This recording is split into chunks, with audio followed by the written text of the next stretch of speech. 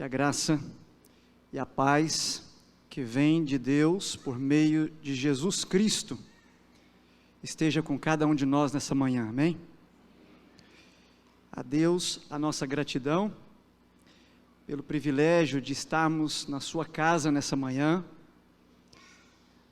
Meu agradecimento ao pastor Eberton por nos receber nesta igreja e a vocês pelo privilégio de compartilhar a palavra de Deus com cada um.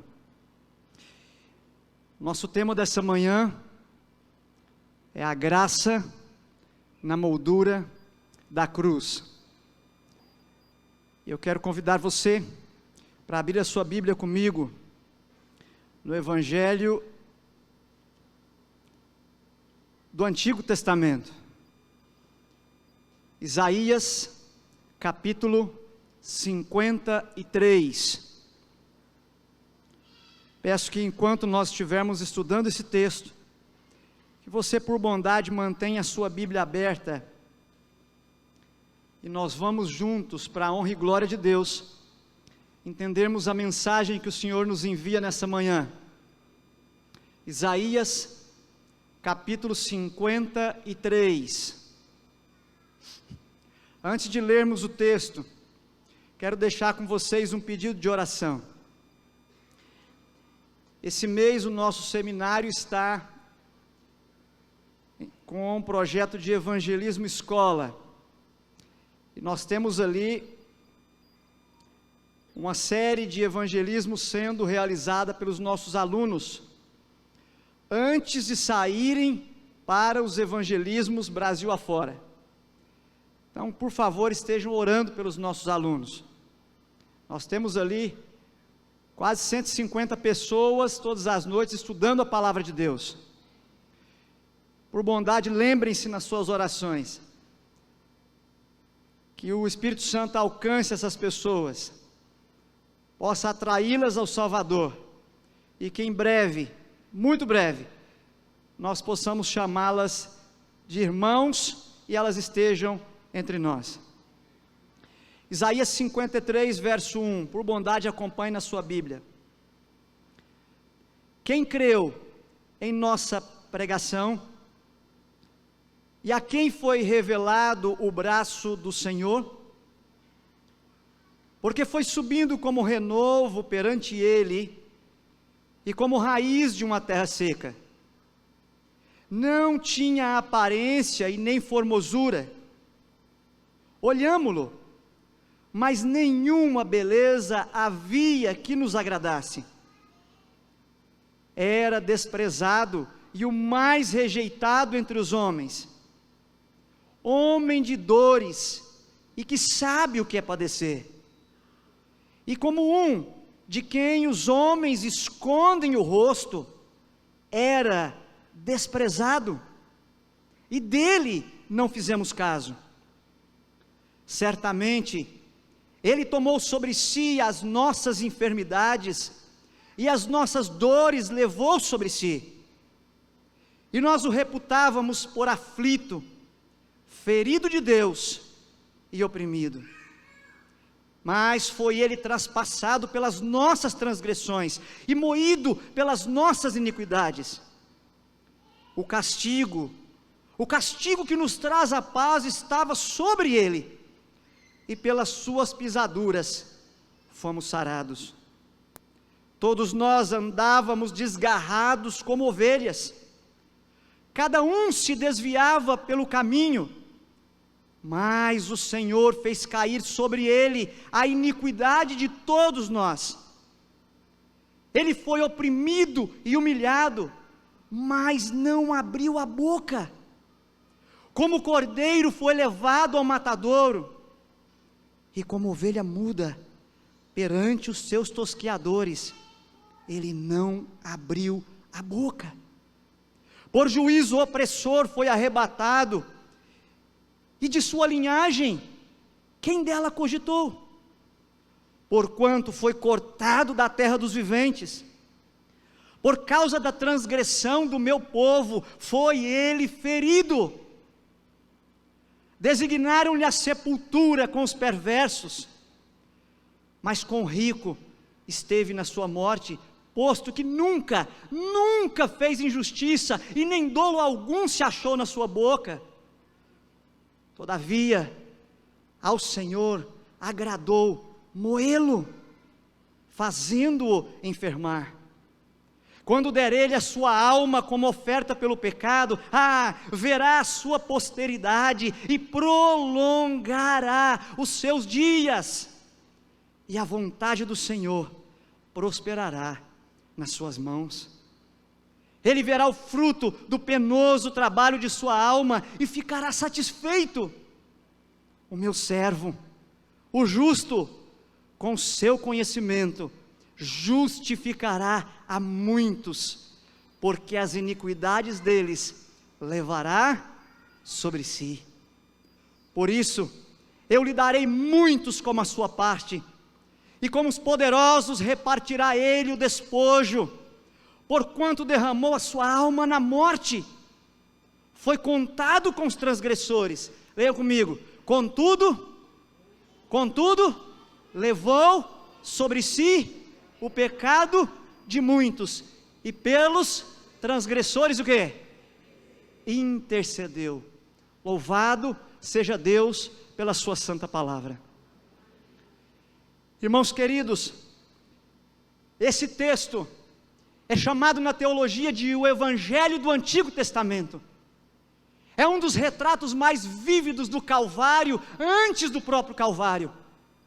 Cerca de 700 anos antes de Cristo, Deus revela de forma cristalina, vívida, inconfundível, como seria o sofrimento do Salvador na cruz do Calvário. Esse texto, irmãos queridos, é possivelmente um dos textos mais significativos da Bíblia. É o texto mais citado, o texto do Antigo Testamento mais citado no Novo, citado 7 vezes no Novo Testamento. Eu fico imaginando os caminhantes de Emaús no domingo da ressurreição. Sem dúvida alguma, esse texto foi um dos textos usados por Jesus para esclarecer quem era Ele, o Salvador do mundo, o meu e o teu Salvador. Tremendo texto. O Evangelho antes do Evangelho. Esse texto, irmãos queridos, não deixa dúvida sobre o amor de Deus por mim e por você. Eu sei que todas as manhãs de sábado, na casa de Deus, estão pessoas machucadas, pessoas feridas, pessoas que se arrastam sobre os fardos que esse mundo coloca. Mas eu vim aqui nessa manhã com a palavra de Deus para dizer para você, que há muito tempo, antes de eu e você existirmos, o teu Senhor e o meu Senhor planejou o chamado plano da redenção, o plano da salvação, a resposta ao meu e o teu sofrimento, a resposta à minha e à tua angústia. Esse texto não deixa dúvida do amor de Deus. Esse texto diz, irmãos, que a cruz não foi um acidente na agenda divina. A cruz sempre esteve planejada na mente de Deus. Aliás, em 12 versículos, a palavra de Deus diz que o Cordeiro foi morto antes da fundação do mundo. A cruz foi estampada na mente de Deus, decidida na mente de Deus, no chamado conselho eterno. Foi confirmada no chamado conselho de paz, após o pecado. Mas diz Paulo que foi na plenitude do tempo que o Salvador se encarnou, veio a esse mundo para tirar a mim e a você do mundo das trevas e nos trazer para a sua gloriosa luz. Esse texto, irmãos queridos, me deixa muito impactado, porque diz que sendo Deus, o Filho se fez servo, sendo bendito, concordou em se fazer maldito, e maldito para morrer o pior tipo de morte que existe, a morte no madeiro. Esse texto nos diz, irmãos queridos, que Deus concordou em se fazer homem. Você já parou para pensar sobre isso? O Deus eterno, unigênito, decide deixar a sua glória, 33 anos, os mundos não caídos, olhando para o trono de Deus, e Cristo não estava lá, porque Cristo veio em missão a esse mundo, para salvar a mim e a você. Mas como explicar para os anjos? Como explicar para os anjos que foram criados, segundo a Bíblia, um pouco menor que Deus, que o seu comandante, o Deus eterno, se faria menor que os anjos, para se fazer semelhante a mim e a você? Como explicar isso? Um mistério. Apóstolo Paulo diz que é um mistério que esteve oculto desde os tempos eternos. Esse texto, irmãos queridos, me mostra que o pecado é tão grave e tão maligno, que Deus não pode passar por cima do pecado. Deus não podia ignorar o pecado. Sendo Deus, Deus não podia fazer vistas grossas para o pecado. O pecado exige a morte do pecador. Mas como matar? Como matar se Deus criou para a vida? A resposta encontrada nos conselhos do céu foi que a justiça de Deus deveria ser plenamente satisfeita, e portanto alguém devia morrer, porque o salário do pecado é o quê? A morte. Mas Deus não nos criou para isso. A resposta encontrada nos conselhos eternos é que Deus o Filho se levanta, e para que eu e você não fôssemos mortos, e Ele diz ao Pai: se necessário, eu vou. Irmãos queridos, Deus não podia, sem negar a si mesmo, levar o pecador para o céu, sem tratar e punir o pecado. Mas Deus é misericordioso, e como punir o pecado e ao mesmo tempo preservar a minha e a sua vida? A resposta encontrada no conselho eterno foi: Deus vem morrer em meu e em seu lugar. Mas a Bíblia diz que Deus é imortal, Deus não morre. Para que Deus pudesse morrer em nosso lugar, só havia uma forma: Deus tomar a natureza humana. E é isso que Jesus faz. E a forma que Deus encontrou então para salvar o pecador foi punir em seu Filho o meu e o seu pecado. Sabe, você precisa entender isso nessa manhã. Eu sei que estou pregando para pessoas que talvez tenham se perguntado, pessoas que já estão há muito tempo na fé, e às vezes se perguntam: Senhor, por quê? Por que isso? Por que aquilo? Está doendo, Senhor. Alguém me traiu. Alguém me machucou. Por que, Senhor? Por quê e por quê? A palavra de Deus nos manda olhar nessa manhã para o Cristo vivo. A resposta está em Cristo. E eu quero compartilhar com você 3 grandes questões sobre esse texto, que me ajudaram a encontrar muitas respostas para a minha vida. E o meu desejo é que você também encontre algumas para a tua vida nessa manhã. A primeira pergunta: os motivos da graça. O que levou Jesus Cristo para a cruz? Você já parou para pensar sobre isso? Esse texto diz que 3 pessoas levaram Jesus para a cruz. E eu lhe convido para estudar comigo. 3 pessoas levaram Jesus para a cruz, segundo esse texto. Mas antes eu quero lhe perguntar: será, irmãos queridos, que Jesus foi para a cruz por fatores circunstanciais? Será que Jesus foi para a cruz porque os líderes religiosos, por ciúmes, o crucificaram? Ou porque o Sinédrio, por inveja, acusou Jesus de 2 crimes? Um crime civil e um religioso. Civil, sedição contra Roma. Religioso, blasfêmia contra a lei judaica, contra a palavra de Deus. Ou será, irmãos, que Jesus foi para a cruz porque Herodes o escarneceu publicamente? Ou será que Jesus foi para a cruz porque a multidão, manipulada por Satanás, gritou: crucifica-o, crucifica-o? Ou será que Jesus foi para a cruz porque Pilatos, por covardia e agindo contra a sua consciência, contra uma revelação dada à sua esposa por meio de sonho, resolveu trair a sua consciência? Ou será, irmãos, que Jesus foi para a cruz porque Judas, por ideologia revolucionária, resolveu traí-lo? Ou será que Jesus foi para a cruz porque Pedro, por imaturidade na fé, o negou 3 vezes? Ou será que Jesus foi para a cruz porque todos os discípulos, sem exceção, na pior hora, o abandonou? Ou será que Jesus foi para a cruz porque os soldados romanos,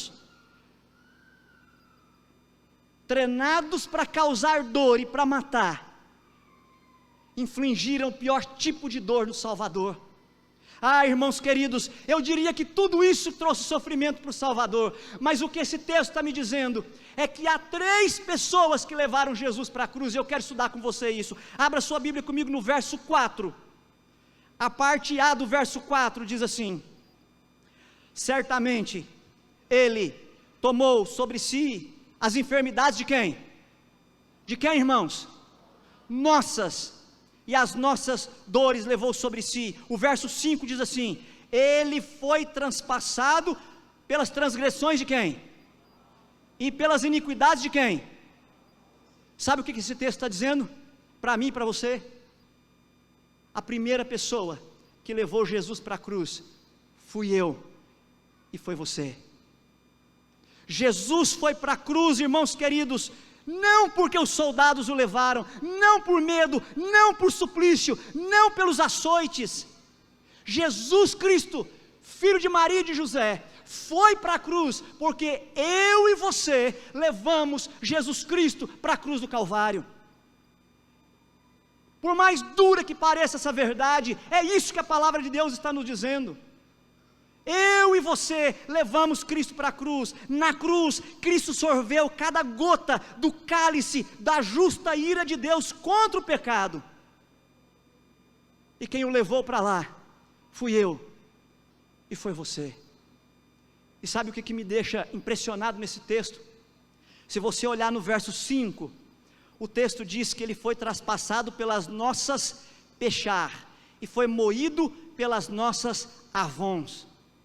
Na língua original, isso aqui é muito significativo. A palavra traduzida como transgressões, ela quer dizer ações exteriores, mas a palavra traduzida como iniquidade, avon, é aquilo que está no coração, é a minha culpa, as minhas más intenções, os meus maus pensamentos, essa minha natureza tendenciosamente má. Sabe o que o texto está dizendo para mim e para você? E eu me arrepio quando eu ouço a palavra me dizer isso, que o que levou, que Jesus foi para a cruz, não só pelo que eu e você faz, mas por aquilo que nós somos. E a Bíblia diz que nós somos o quê? Pecadores e carentes do quê? Da graça de quem? De Cristo. Quem levou Jesus para a cruz primeiro fui eu e foi você. Mas esse texto diz que uma segunda pessoa levou Jesus para a cruz. Isso também é assombroso. Isso também é assombroso. Leia comigo por bondade. O verso 4, a parte B do verso 4 diz assim: nós o reputávamos pelo quê? Aflito, ferido de quem? Ferido de quem? Ferido de Elohim. O nome plural de Deus, o nome que indica que estavam envolvidos nisso, o Pai, o Filho e o Espírito. O que a Bíblia está dizendo para mim e para você, é que a segunda pessoa que levou Jesus Cristo para a cruz, foi o Pai. E tem mais, se você ler comigo, no verso 6, diz assim, a parte B do verso 6 diz assim: cada um se desviava pelo caminho, mas quem? Mas Yahweh fez cair sobre ele a iniquidade de todos nós. Quem é que fez cair sobre ele a iniquidade de todos nós? Deus. Aqui eu tenho o nome único de Deus, Deus como uma divindade única. faz cair sobre o Filho as nossas iniquidades. E tem mais um texto aqui, leia comigo o verso 10, e esse texto me impressiona. Verso 10 diz assim: todavia ao Senhor agradou o quê? Moê-lo. Quem agradou moê-lo? Quem, irmãos? O Senhor, Deus, Yahvé. Você já parou para pensar nisso? Um pai levar o filho para a cruz. Mas não só isso, aqui diz que agradou ao pai moê-lo. Eu não sei se você consegue captar a profundidade do que está sendo dito aqui. O verbo traduzido como agradar é rapesh, que significa ser favorável, desejar, se satisfazer, se deleitar. Mas pastor, o que o texto está dizendo é que foi o pai que acionou a espada da lei, para que ela caísse com toda a ira sobre a cabeça do filho. E o Senhor ainda está dizendo, e o texto diz, que agradou, rapesh, ao pai, moê-lo. Sabe quem pode te ajudar a entender isso? O livro Desejado de Todas as Nações. Como é que pode um pai se agradar de moer o filho, levar o filho para moer em meu, em seu lugar? Sabe por quê? Abre o teu coração e ouça isso agora. Porque não tinha plano B para a tua e a minha salvação. Quando o pai leva o filho para a cruz, o pai sabia que era a única forma de vindicar o caráter dele. Segundo, de redimir a mim e a você, para estarmos na glória. Terceiro, para tirar a mancha de pecado desse mundo. E quarto, para que um dia o universo volte a ter a paz e a harmonia que desfrutou antes do pecado, antes da rebelião de Lúcifer. Agradou ao pai moê-lo. Agradou ao pai moer Jesus Cristo, porque ele sabia que era a única forma de eu e você não sermos moídos. Isso mostra que o pecado é maligníssimo, mas isso também mostra que aonde abundou o pecado, o quê? Superabundou a graça. Mas o texto diz, você tem que entender a profundidade disso. Desejado de Todas as Nações, página 604, se Cristo pudesse ser vencido, a terra se tornaria para sempre o reino de Satanás, e a raça humana estaria perpetuamente em seu quê? Em seu poder. Agora você entende por quê que agradou ao pai moê-lo. Agradou ao pai moê-lo. Terceira pessoa que levou Jesus para a cruz, segundo esse texto, verso 4, a parte A. A parte A do verso 4 diz assim: certamente, ele o quê? Ele o quê? Tomou sobre si as nossas iniquidades. E o verso 10, a parte B diz assim: quando der ele a sua alma como oferta pelo quê? Pelo pecado. E ele deu a alma, a sua vida como oferta pelo pecado. Sabe, irmãos queridos, a necessidade de que Jesus fosse para a cruz era minha e sua. A vontade era do Pai. Era essencial para o universo.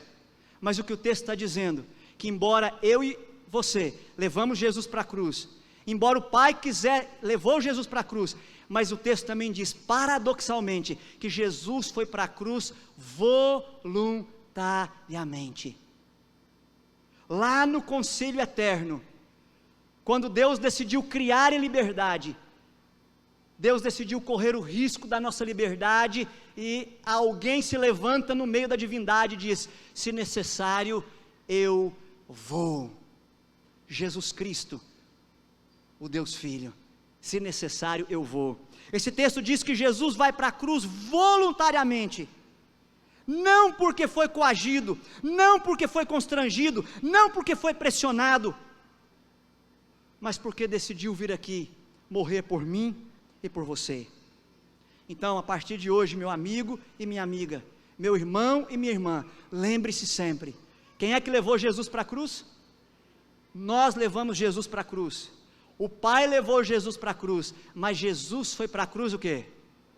voluntariamente, para dar a vida por mim e por você. Mas há uma segunda pergunta que eu quero compartilhar com você, que esse texto responde: que tipo de sofrimento Jesus suportou na cruz? Que tipo de sofrimento Jesus suportou quando esteve ali? Primeiro tipo de sofrimento que Jesus suportou, sofrimento o quê? Sofrimento moral. Leia comigo o verso 3, por bondade. Verso 3 diz assim: ele era o quê? Desprezado e o mais rejeitado entre os homens. Agora, olha só, homem de dores, que sabe o que é padecer, e como um de quem os homens o quê? Escondem o rosto, era desprezado e dele não fizemos caso. Anote na sua Bíblia as 3 reações a Jesus. Reação número 1, diz o verso 3: homens escondem o rosto. Tinha gente que tinha pena de Jesus.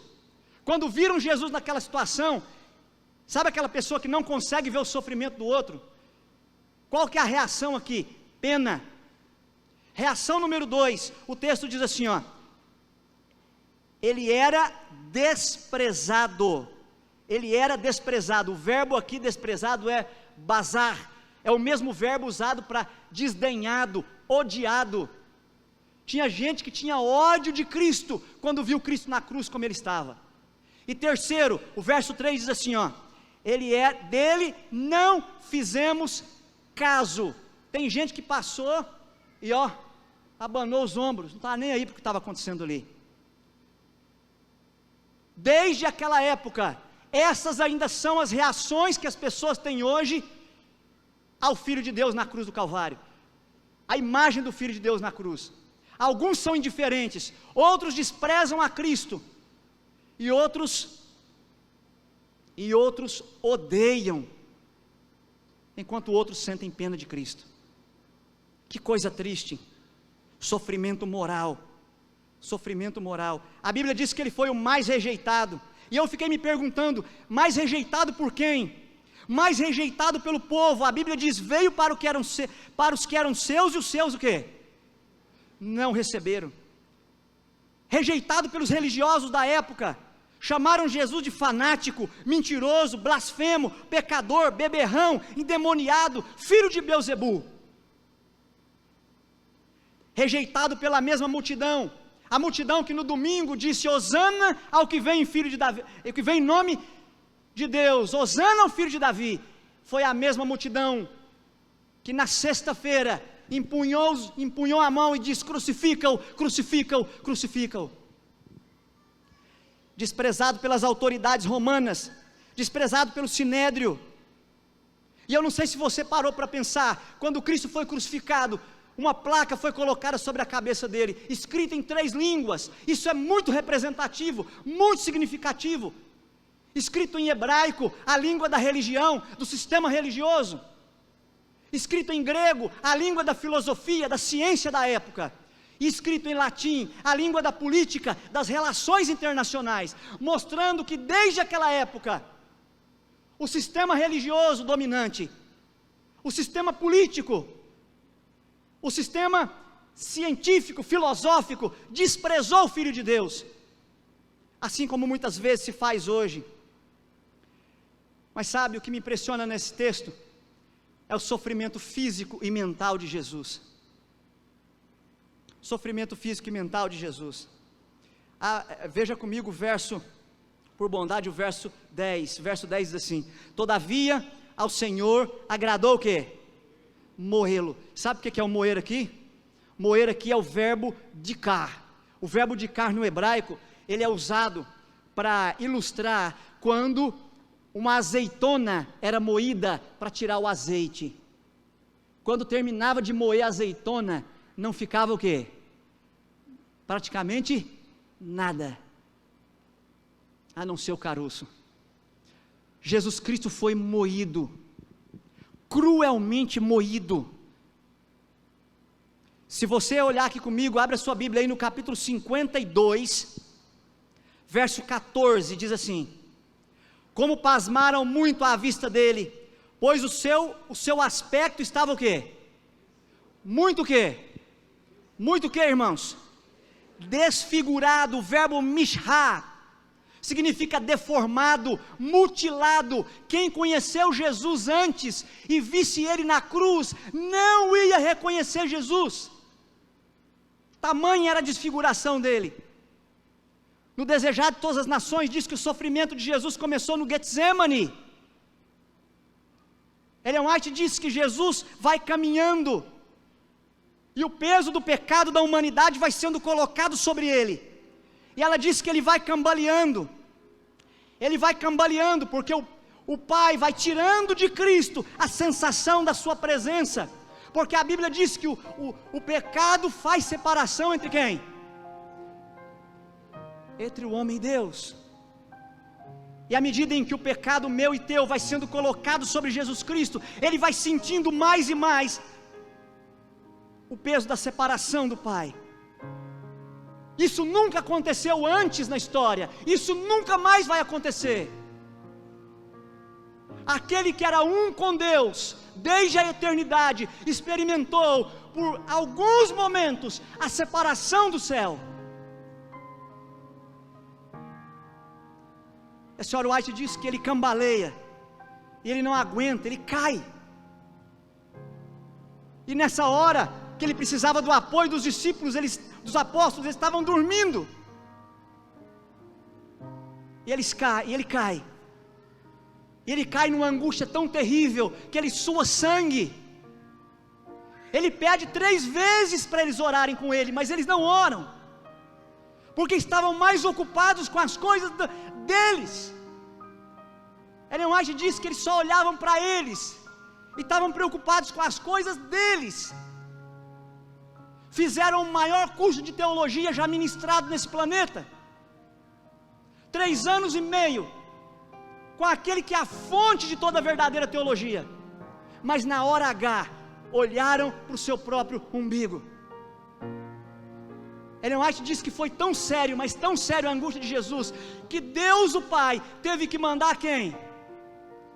Teve que mandar Gabriel para consolar Jesus Cristo. E ela diz que Jesus estava numa condição tal, que Gabriel teve que colocar a cabeça de Jesus no peito dele, e confortar Jesus Cristo, de que o sofrimento não seria em vão, de que o que ele estava passando não seria em vão, que um dia ele veria você e eu na glória, e ele se alegraria com isso. Quando Jesus foi confortado, ele ganhou um pouco mais de alento, e ele sai dali. E o livro diz que ele sai manietado, amarram os pés e as mãos, e vão empurrando Jesus, e Jesus vai cambaleando, e vai sendo empurrado, até a casa de Anás. Anás já não tinha mais nada a ver com o sumo sacerdócio, já estava desfrutando a sua jubilação, mas tinha autoridade, e levaram para Anás. E Anás interrogou Jesus, e a resposta de Jesus deixou Anás envergonhado, sem graça. E nesse momento um servo de Anás encheu a mão e deu-lhe uma bofetada em Cristo, daquela bastante pesada, dolorosa e humilhante. Tiraram Jesus dali, passava de meia-noite, o circo já estava sendo montado. Levaram Jesus dali para Caifás.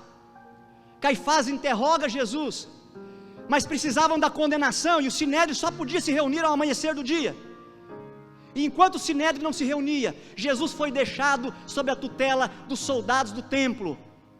E os soldados do templo haviam ouvido Jesus confessar diante de Caifás que ele era sim o Filho de Deus encarnado, o Messias que devia vir ao mundo.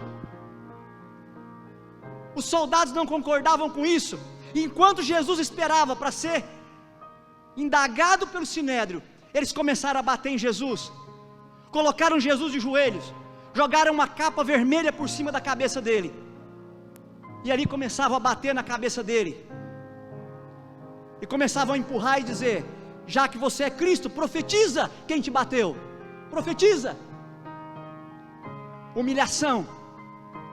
O dia amanheceu, o circo estava montado, Jesus vai para o Sinédrio, o Sinédrio o acusa, tiram Jesus do Sinédrio, colocam um manto sobre Jesus, despem mais ou menos Jesus, levam para Pilatos. Pilatos, não achando culpa em Cristo, achou que açoitá-lo poderia achar uma zona de conforto entre os judeus para soltá-lo. E Pilatos manda dar uma quarentena menos um de açoites em Cristo. E você precisa entender isso aqui. O açoite romano era feito de 3 tiras de couro, e na ponta tinha pedaços de osso, de ferro ou de chumbo. E o indivíduo era treinado para, quando ele dava a chicotada, aquilo abraçava as costelas do flagelado, e quando ele puxava, aquilo vinha rasgando. Faz a conta comigo, 40 menos 1, 39. Se cada correia corta uma vez, 117 vergões, não foi suficiente. Pilatos manda Jesus para Herodes. Herodes estava numa cena de orgia. Jesus Cristo é introduzido na sua santidade, numa cena imunda daquela. Herodes queria um sinal, mas Jesus nunca se dispôs a dar sinal para agradar esse ou aquele. Mas Herodes manda colocar uma capa pagã sobre Cristo. Cristo em silêncio, aguentando toda a humilhação, volta para Pilatos. Pilatos manda dar mais uma quarentena de açoites. Jesus perde líquido, perde sangue, perde força. Jesus cai, ajoelhado, com a coroa de espinhos na cabeça, e eles colocam de novo o manto, e agora pegam um caniço, e começa a dar caniçada na cabeça de Cristo. E Ellen White diz, que naquele momento, a quantidade de sangue que sai da cabeça, e desce pela barba, e pelo pescoço, é algo inexplicável. Jesus sai dali, eles colocam o patíbulo da cruz sobre os ombros dele, ele caminha, não dá conta, desmaia, levanta, tentaram colocar de novo, não deu conta, desmaiou. Aí colocaram sobre Simão, Simão leva a cruz para o Calvário, chega no Calvário, um buraco no chão.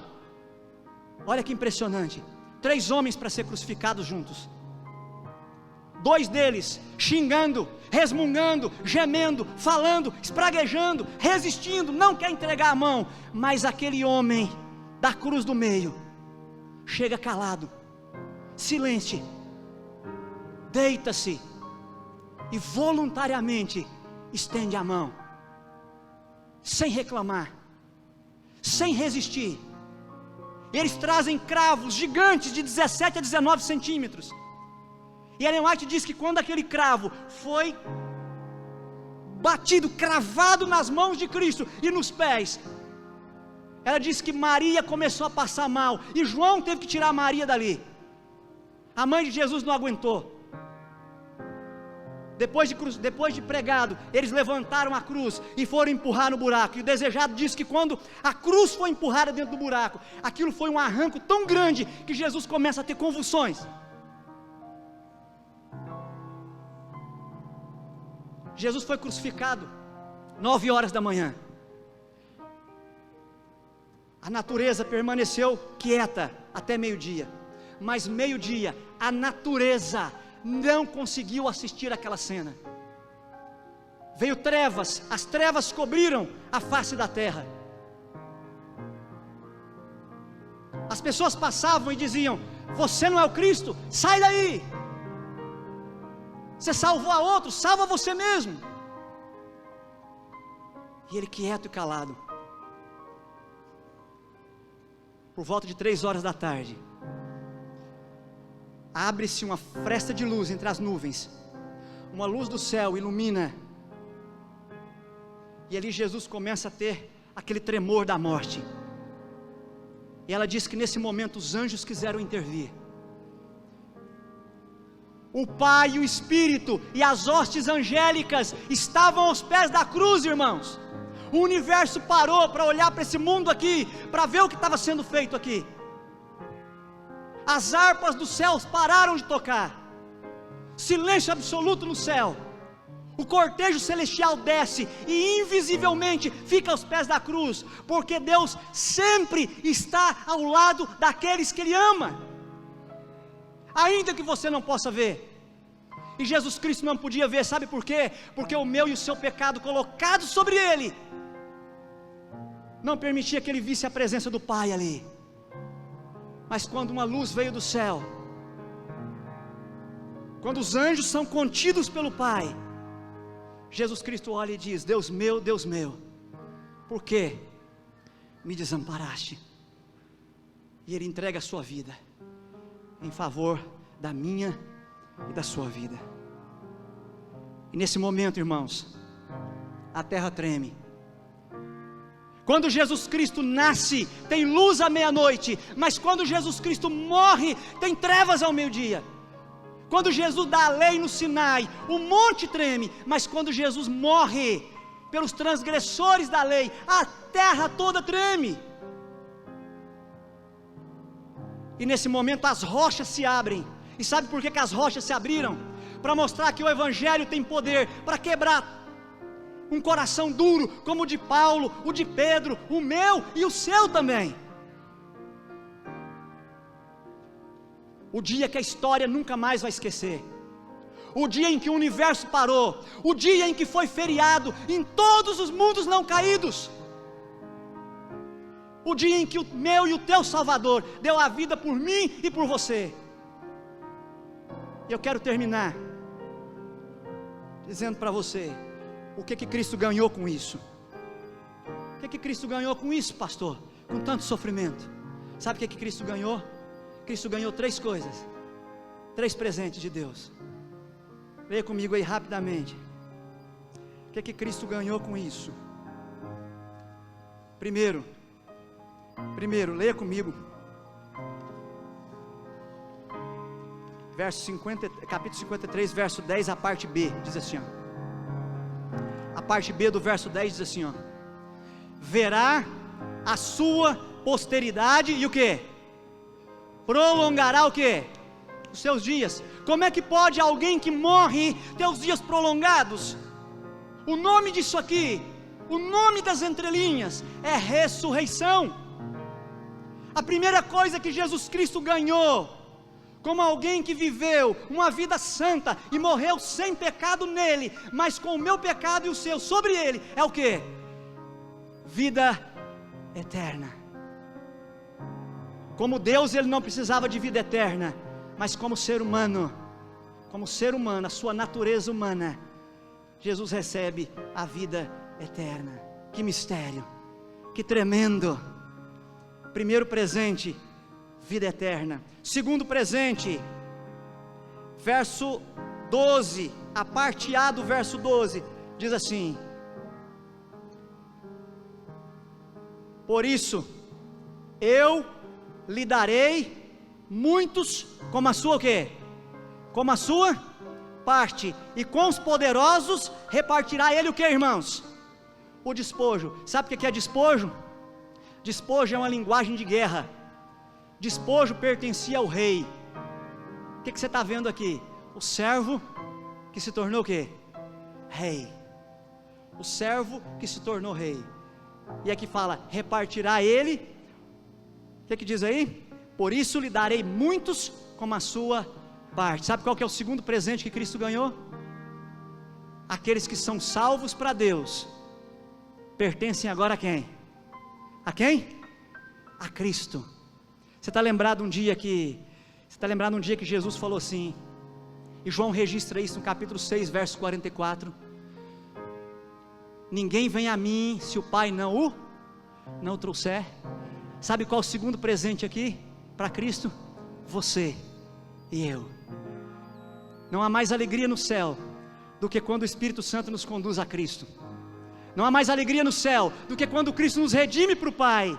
E não há mais alegria no céu do que quando o Pai nos traz de volta e homenageia o Filho pelo seu papel essencial no plano da redenção, e nos coloca de volta para andar com o Filho, para ser do Filho e para estar no céu com o Filho.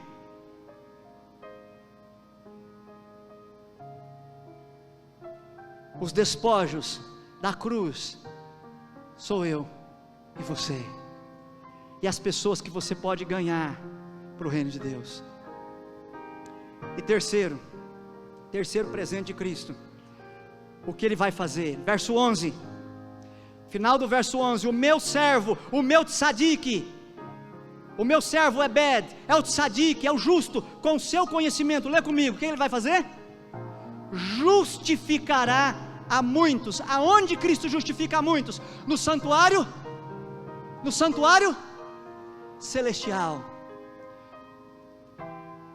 Pelo que Cristo fez na cruz, Cristo pode estar no santuário hoje, intercedendo por mim e por você, para que eu e você caminhemos com Ele, estejamos prontos para a sua breve e gloriosa volta.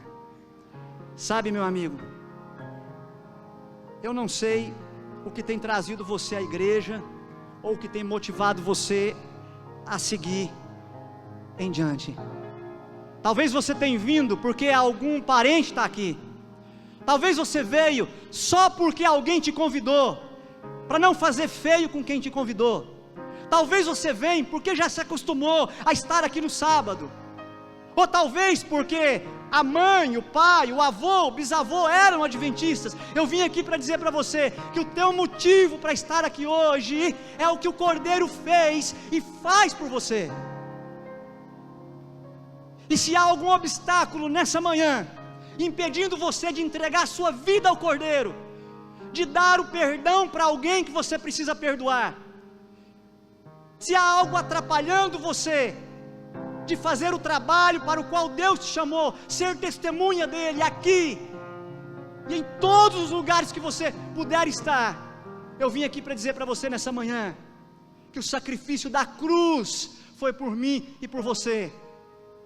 E aquele que abriu as rochas e tirou os mortos, pode abrir a rocha do nosso coração nessa manhã, pode ressuscitar a mim e a você para a honra e glória do seu reino, e pode nos dar vida nova em Cristo Jesus. Essa é a palavra de Deus. Se você crê nisso, coloque-se em pé. Eu vou fazer uma oração, aquelas orações que a gente faz de olhos abertos. Eu vou pedir a você que repita comigo. Vamos juntos? Senhor Jesus, Deus Filho encarnado, a minha vida lhe pertence, pela criação, pela redenção e pela minha súplica. Em Ti eu me entrego, a Ti quero servir, envia-me, eu sou Teu, me salva, quero o céu contigo. Eu peço com esperança, mas com confiança, porque peço em nome de Jesus. Amém e amém. Que Deus o abençoe.